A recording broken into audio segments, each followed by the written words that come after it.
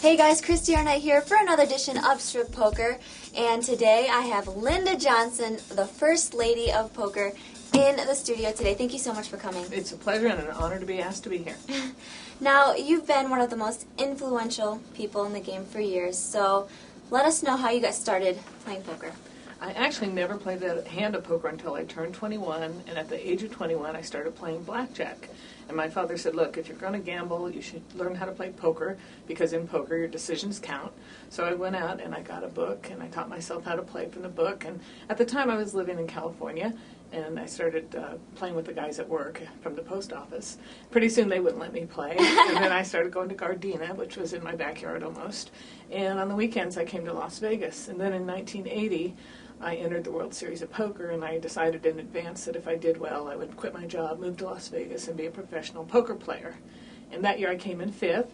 Now, back then they only paid 3 spots, but I still was convinced that I could do it for a living. And I moved to Las Vegas in 1980 and played professional poker for the next 12 years.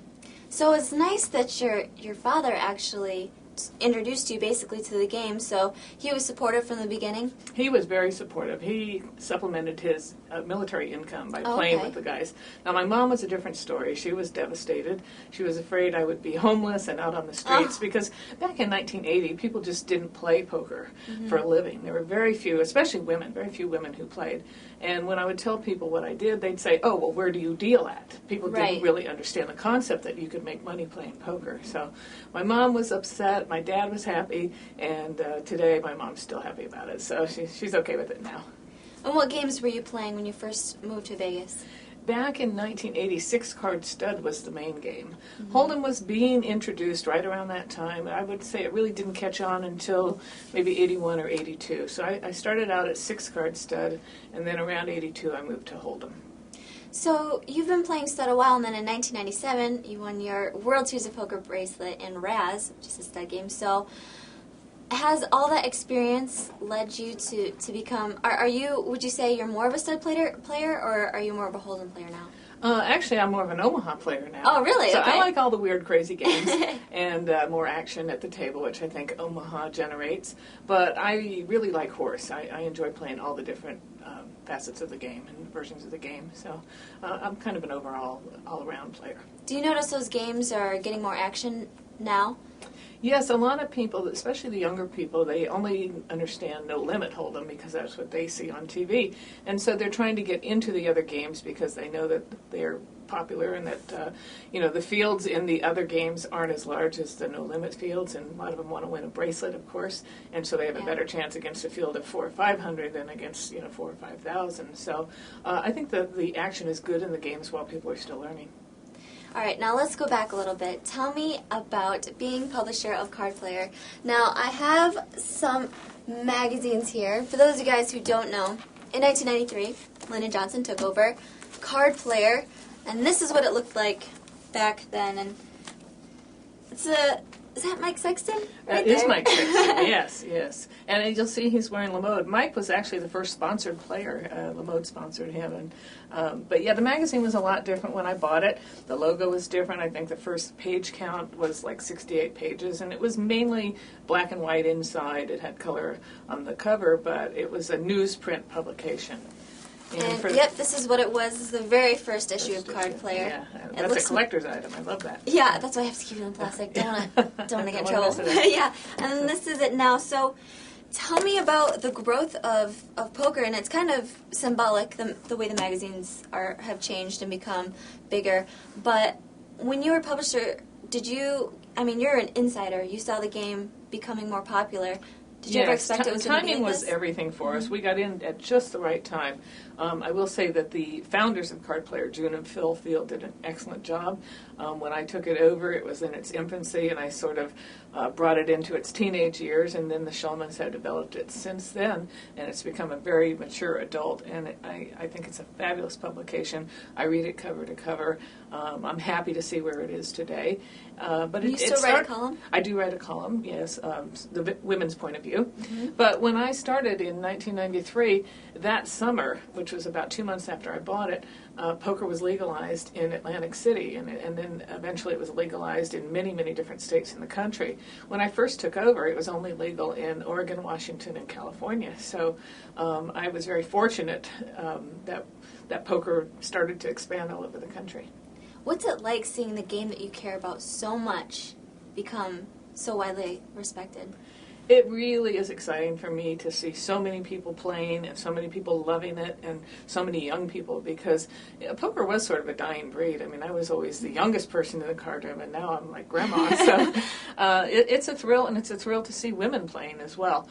Because back when I first started, quite often there would only be maybe one or two other women in the whole card room other than me, and so it's exciting to see how good they are. There's great women players, and it's exciting to see the young kids coming in, and they just have nerves of steel. And the game's changed a lot too. We used to have a saying, "No set, no bet." I mean, people played very, very tightly back then, and you didn't put a lot of moves and a lot of bluffs on.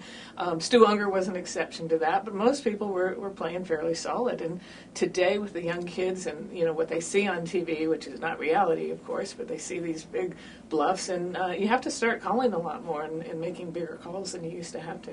Well, when you say it's not reality, you mean because of the editing, they just show these big hands? Exactly.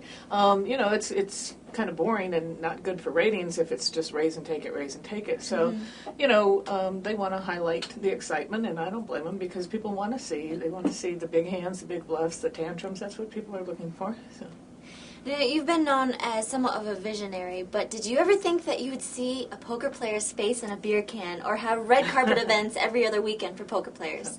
When Steve Lipscomb and Mike Sexton and I had our meeting in the rainforest in Costa Rica, and we started talking about the idea of the World Poker Tour, right then, even before we filmed our first episode, that's when I knew that it would be exciting, because I knew that, he explained about the lipstick cameras, and once people could see the whole cards, they would really be drawn into it. And then all of a sudden, sure enough, the first season comes about, and my mailman is saying things like, "Man, did you see that bonehead play that so-and-so made last night?" And my beautician is saying, "Boy, that Phil Ivey sure is hot." And people who don't even play poker were all of a sudden, just intrigued by it. So it's a turn-on, it's exciting, and poker's such a great game. I still love the game. I play basically every day of my life, still to this day, and I feel sad for people who do it just because it's a job, because for me it's not just a job, it's something that I love, and it's something I think that keeps us all young and keeps that competitive spirit going. Like Doyle Brunson's saying that we don't get old because we play poker. We get, or wait, how did it go? Man, It's a great saying. It's a great saying, I promise. Yeah. Whatever Doyle says He's right. It's absolutely right. It. Yeah, you don't get old because you stop playing. You stop playing because you don't stop playing because you don't stop playing because you get old. You get old because you stop playing. Amen. That's correct. That's a good one, Got Doyle. it. Snap. Okay, but you said you play every day, and you've got so many other ventures, announcing the World Poker Tour, and working very closely with them, and also the Card Player Cruises, and writing a column, and that's awesome. You still get time to play. Do you play online, or do you play live? I play both live and online, and I travel a lot. Last week I was in Texas doing seminars. This week I'll be in Alaska on a Card Player Cruise, and then I've got a charity camp in Indiana, and it's just always something. But every time I play, I have three goals, and one is to make money, one is to have fun, and one is to make sure that my opponents have fun. And I would like to see those goals, embraced by the entire poker community. I get really tired of the people who, want to whine and moan and, do you know who I am? And, well, I just feel like saying, who cares? Yeah. If your opponents are having fun, they don't mind giving you their money. And if they're not having fun, they're not going to play. So, I try to make it fun for everybody at the table, and that way I enjoy it too. So that's your image at the table? I think so, yeah. I try to be carefree and fun to play with. So you've always been an advocate, too, of women's poker, and poker in general has come a long way. Where do you see women in poker now? Is it getting there, or is it pretty much accepted, or do you think there's still work that needs to be done? Well, there is still work that needs to be done, but, sometimes when you look at the numbers, like for the ladies event at the World Series this year, they had over 1,100 women putting up $1,000. There's a tremendous interest in poker from the women. Way back, I really wasn't a fan of women's tournaments, and I've totally reversed that now because I see that a lot of women are too intimidated to play in an open event. When I do a seminar, I tell them, once you're comfortable playing, then get out and play in open events. But I think it's great for women to be able to be comfortable when they're playing. And let's face it, some women don't want to sit at a table and be the only woman, and all they hear is sports and fishing and hunting, and so women's girls. Yeah, and girls, exactly. And I'm sure for women like you, if you're the only woman at the table, everybody's going to be hitting on you. And so sometimes it's just more comfortable to play with other women, and I'm totally in favor of it. And I do try to encourage women to get out there and play, and then, eventually go and play in the open tournaments as well. Great. Now, we talked a little bit about the World Poker Tour, and of course I have to ask you about the new and exciting news. The World Poker Tour just moved to FSN. What are your expectations for that?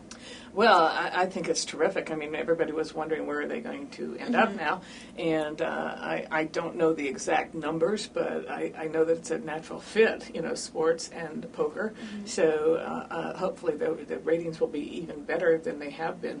And I'm shocked that GSN let it go. I mean, it was such a popular show, and so was High Stakes Poker. But hopefully now with the new network, it's going to inspire people to play the events, and it's going to, lead to more people watching and more people who want to play the game. And then also, they are expanding their worldwide coverage. I understand they just got a contract to show the events in India. Yep. So they're already on Z Sports, is that right? Yes, they're already very active down in South America and a lot of other countries in the world. So I'd like to see worldwide coverage for the World Poker Tour.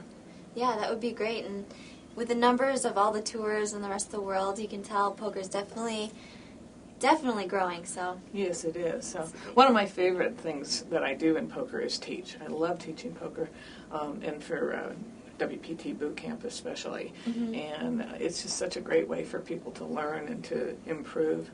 I'm always amazed when someone says, well, I don't need to go to a school, or I know it all. And I feel like saying to them, well, why don't you teach and I'll listen to what you have to say then? Because in poker, if you stop learning, if you close your mind, you're just going to fall behind everybody else. So, whether any book that comes out I read, any seminar that's available I go to, and, you just have to keep learning. So. Well, Linda, thank you so much for stopping by. You're such an inspiration and a great ambassador of the game. It's a pleasure to be here, and I love your interviews. And thank you. and I'm just thrilled where Card Player is today. I think that the Shulmans have done a fabulous job with it. And, it's up there at the top for sure. So number one. Great. Well, thank you so much. Thank you. Kristy Arnett with Linda Johnson for Strip Poker on Card Player TV.